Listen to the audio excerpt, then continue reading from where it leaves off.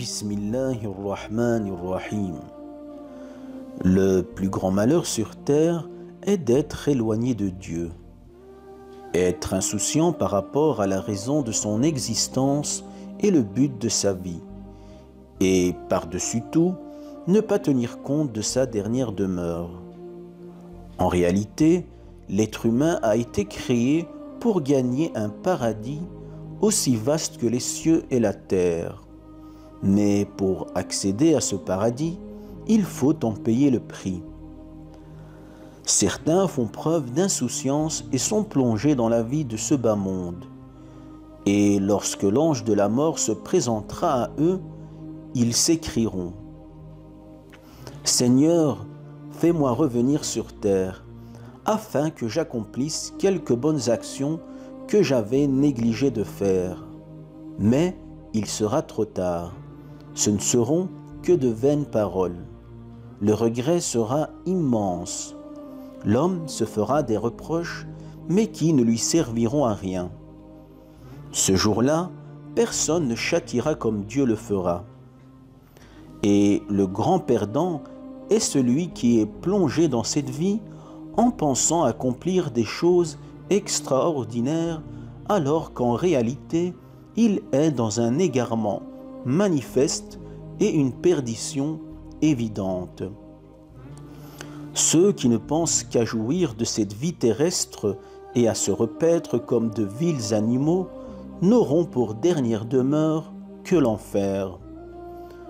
Ceux qui ne connaissent pas leur Seigneur sont comparables à des bestiaux, voire encore plus égarés qu'eux.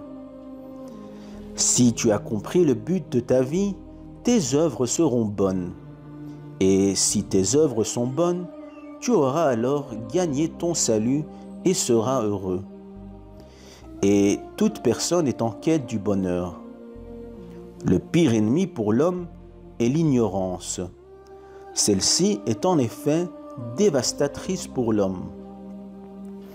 Le verset qui décrit la raison de notre existence est : « Je n'ai créé les hommes et les djinns uniquement pour qu'ils m'adorent. » Lorsque tu choisis ce bas monde, tu effaces ton humanité et la mission qui t'est confiée.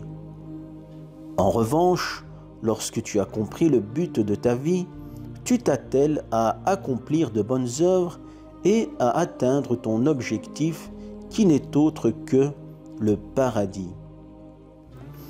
Lorsqu'une personne revient vers son Seigneur, une voix dans les cieux retentit et s'exclame : « Félicitez un tel, car il s'est réconcilié avec Dieu. » Le repentir représente un soulagement pour le pécheur. Il se décharge d'un fardeau qui pesait lourd sur son dos. Celui qui se repent de son péché est comme s'il n'avait jamais commis d'erreur. Dieu interpelle son serviteur en lui disant : « Pensiez-vous que nous vous avions créé sans but et que vous ne seriez jamais ramenés vers nous ? Tant qu'il y a de la vie, il y a de l'espoir. Accourons vers notre Seigneur et repentons-nous. Le repentir est une miséricorde. » Dieu nous confie : « Si tu venais à moi avec des péchés qui rempliraient la terre et les cieux, je te les pardonnerais et ne t'en tiendrais pas rigueur. » Dieu aime les repentants et souhaite vous pardonner. Revenez donc vers lui.